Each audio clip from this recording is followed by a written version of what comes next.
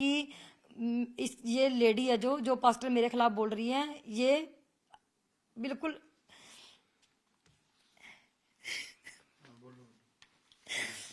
कि ये विधवा हो जाए, इसके बच्चे अनाथ हो जाएंगे। और ये डायरेक्ट मुझे धमकी दे रहा कि जो भी सुनेगा, क्योंकि अगर कोई भी मीडिया वाला भी, अगर कोई भी इसके खिलाफ कोई भी आवाज उठाएगा, ये धमकियां देता है, अपने लोगों को भेजता है, बार बार फोन किए जाते हैं। और अगर हम नहीं उनका फोन उठाएंगे तो लोगों को भेजेगा, डराएगा, धमकाएगा कि इसके पास से कोई जाए ना, इसकी बातें लीक ना हो। क्योंकि हम नहीं आना चाहते थे, क्योंकि जो भी लेडी होगी वो नहीं कर पाएगी, क्योंकि मेरी खुद की छोटी बेटी है, मैं नहीं इन चीजों में आना चाहती थी, पर मैं मजबूर होकर आज मीडिया के सामने आई। मैं ये तस्वीरें हैं उस दिन की जब चर्च में प्रार्थना के बाद एक महिला के साथ बजिंदर सिंह ने मारपीट की। एक अगेन ये वही शंभू फादरी हैं जो खुद को भविष्यवक्ता बताते हैं, लेकिन इस वीडियो में भविष्यवाणी नहीं बल्कि डर और अत्याचार की सच्चाई दिखाई दे रही है। पीड़िता का आरोप है कि यह सिर्फ मारपीट नहीं थी बल्कि इसके पीछे एक गहरी साजिश थी। चर्च के अंदर कई और लड़कियों के साथ भी दुर्व्यवहार हुआ है और जब महिला ने इसके खिलाफ आवाज उठाई तो उसे धमकियां मिलने लगी। दिखे गए एक महिला को असॉल्ट करते हुए, अब वो महिला सामने आई है। साथ ही में एक और नया वायरल वीडियो है जहां पे साफ तरीके में नजर आ रहा है कि पास्टर बजिंदर किस तरह से उस महिला के साथ इल ट्रीटमेंट कर रहे हैं। हमारे साथ रंजीत कौर है, सीधा उन्हीं से बात करते हैं। आप बता रहे हैं कि आप 12-13 सालों से उनके साथ काम कर रहे थे, फिर क्या हुआ ऐसा कि वो इतना भड़क गए, आपके ऊपर गुस्सा उतारने लगे? हाँ जी, वो थर्सडे की मीटिंग की बात है। थर्सडे मीटिंग के बाद हमें रोका गया था, और जब वो रोका गया था तो हमारा स्टाफ सारा वहीं पे था। तो उसमें एक लड़का है जिसकी फैमिली के रिगार्डिंग ये बात थी सारी, क्योंकि उसकी जो सिस्टर है उसके साथ कुछ ऐसी चीज़ें हो रही थी जो हम सब देख रहे थे। और वो फैमिली, वो जो दोनों भाई थे, उनको भी वो बात सही नहीं लग रही थी। तो उस चीज़ को लेकर वो बहुत ज़्यादा डिस्टर्ब था। तो उसने अपनी सिस्टर को अपने घर में बिठा लिया कि मुझे चर्च नहीं भेजना उसको। तो उस बात को लेकर प्रॉफिट जी काफ़ी गुस्सा में थे कि ये तू अपनी जो बहन है उसको क्यों नहीं भेज रहा।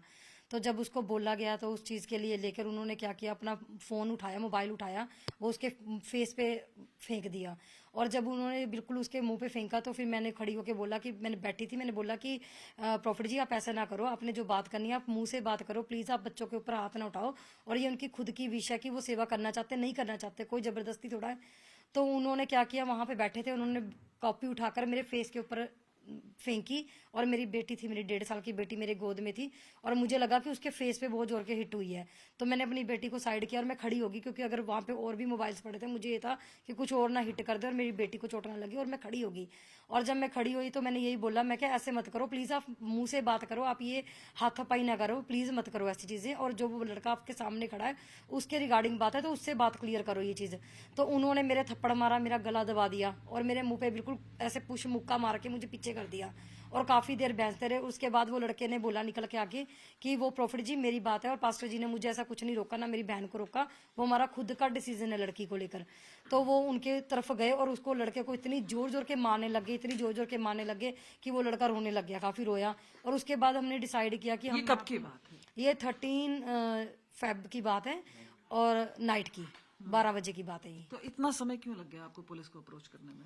हमने उसके बाद हमने ऑन द स्पॉट रिजाइन दे दिया था अपना, और लीगल किया था इनकी मेल करके, और हमने नोटिस भी भेजा था कि ऐसा ऐसा हमारे साथ जो किया गया उसके कारण हमने रिजाइन दे दिया है, और प्लीज़ आप हमारे लिए कोई कंप्लेंट ना करें। हमें पता है कि जो भी यहाँ से जाता है उसके खिलाफ कंप्लेंट्स की जाती हैं, या तो रेप की जाती है, या छेड़खानी की, या कोई चोरी की। तो हमने उनको भेज दिया था, और 18 उसके नेक्स्ट डे छुट्टी थी, और हमने 18 को ही हमने एसएसपी ऑफिस में जाके कंप्लेंट डाल दी थी। और हमने मतलब बोला था कि हमें ऐसे ऐसे हिट किया गया, हमें अपनी सेफ्टी चाहिए, तो उस चीज़ के लिए हमने कंप्लेंट डाली थी। और कल हमें मुल्लापुर थाने से जो है, हमने वहाँ पे उनसे वो भी मांगा था कि हमें नंबर दे दो, डायरी नंबर होती है। 1 महीना लग गया उसके लिए? हाँ जी, डायरी नंबर नहीं उन्होंने हमें दिया था, उन्होंने बोला था फ़ोन पे आपको डायरी नंबर आएगा, तो वो भी नहीं आया, हम वेट कर रहे थे उनकी। उसके बाद हमने हमारे जो वकील थे, एडवोकेट थे, उन्होंने मेल भी डाली, और उसके बाद हमने ई पोस्ट भी होता कुछ, वो भी किया हमने।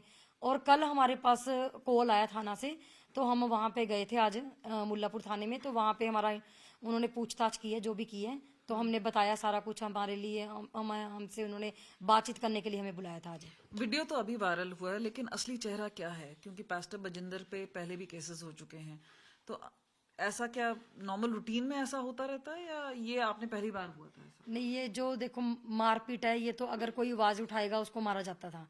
और इस चीज के कारण हर कोई वहां से, अगर अपनी मर्जी से हम सेवा करने जा सकते हैं, पर वहां से निकल नहीं सकते हम अपनी मर्जी से। अगर कोई निकलेगा तो उसके साथ यही चीज उसको फेस करनी पड़ेगी, चाहे वो कोई लड़की है।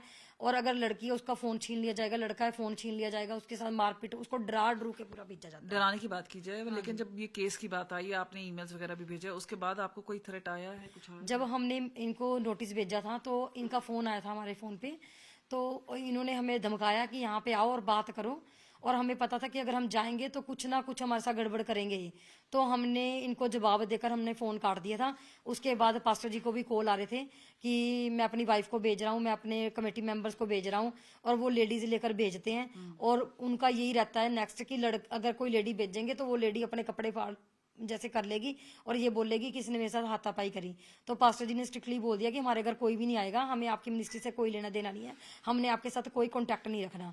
बट उसके बाद 2-3 बार हमें ऐसी चीजें हमें वो फेस करनी पड़ी हैं। और हमें बीच के लोगों से ये भी पता कि ये मेरे हस्बैंड के लिए और इन पास्टर्स के लिए लड़कियां प्लान कर रहे थे कि इनके ऊपर हम रेप केस डालेंगे ताकि ये डर के हमारे पास वापस किसकी आ बात जाए। कर रहे हैं आप? इनकी? प्रोफेट बजिंदर सिंह जी की, कि वो उन्होंने ऐसे इनको इनको किनको? पास्टर हरिंदर, पास्टर अशोक, और इवन कि मेरे हस्बैंड के लिए भी ये लड़की प्लान कर रहे थे। उनको भी 2-3 दिन पहले फंसाने के लिए बोल रहे थे कि इनको बुलाओ और इसको धमकाओ, इसके हस्बैंड को। अगर ये नहीं डरेगा, नहीं वापस आएगा, तो एक लड़की तैयार रखेंगे, एक लड़की इसके पास जाएगी और on the spot location track हो जाएगी, और वो लड़की बाद में केस डालेगी कि इसने मुझे छेड़ा है। तो ये चीजें भी हमारे सामने, हमें इनके अंदर से ही लोग बता रहे थे बहुत सारी चीजें। अब इतना कितना डर का माहौल है? बहुत ज्यादा डर का माहौल है, बहुत ज्यादा। क्योंकि इस संडे की जो मीटिंग थी, आप उसको लाइव देख सकते हैं। लाइव होकर प्रॉफिट ने बोला है कि, मैं तो बजिंदर ही बोलूंगी, कि बोला है कि ये लेडी है जो पास्टर मेरे खिलाफ बोल रही है, ये बिल्कुल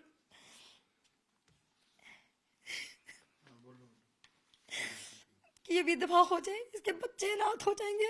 और ये डायरेक्ट मुझे धमकी दे रहा कि जो भी सुनेगा, क्योंकि अगर कोई भी मीडिया वाला भी, अगर कोई भी इसके खिलाफ कोई भी आवाज उठाएगा, ये धमकियां देता है, अपने लोगों को भेजता है, बार बार फोन किए जाते हैं।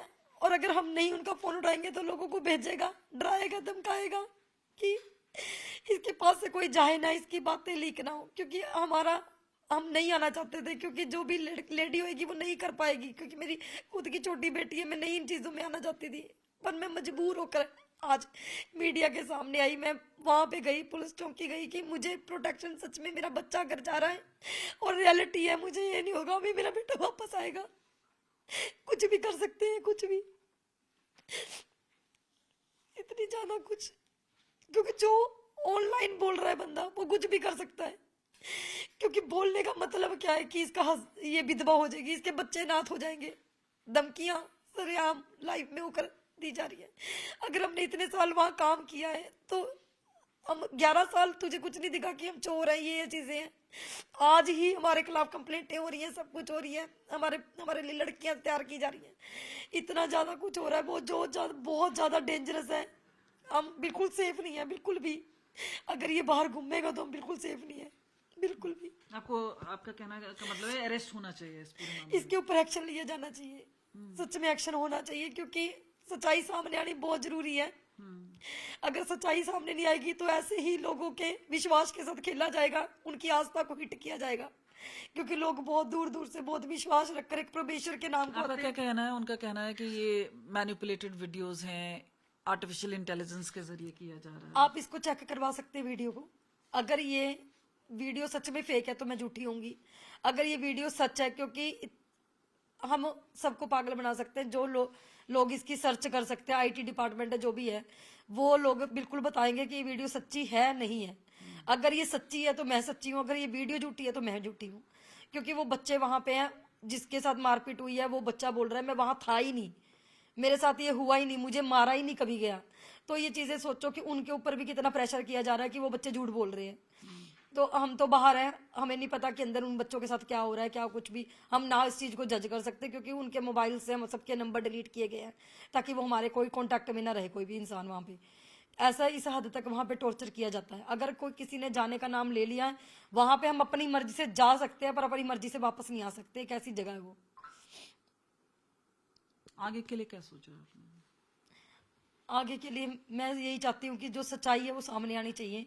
इस वीडियो की भी जांच होनी चाहिए। अगर ये फेक है तो हम पर भी एक्शन लिया जाए। अगर ये सच्ची है तो उस पर एक्शन लेना जरूरी है, क्योंकि उसने अगर मेरा आज गला दबाया है, जो इतने लोगों के सामने मेरा गला दबा सकता तो वो कुछ भी कर सकता है। और इतने लोगों के सामने, हजारों की भीड़ के सामने वो बोल रहा है कि ये लेडी विधवा हो जाएगी। और उसने, जब हम वहां से गए थे, उसने डायरेक्ट बोला, तेरे बच्चे सड़कों पर जाते हैं ना, तो मैं बताऊंगा तुझे मैं क्या कर सकता हूँ।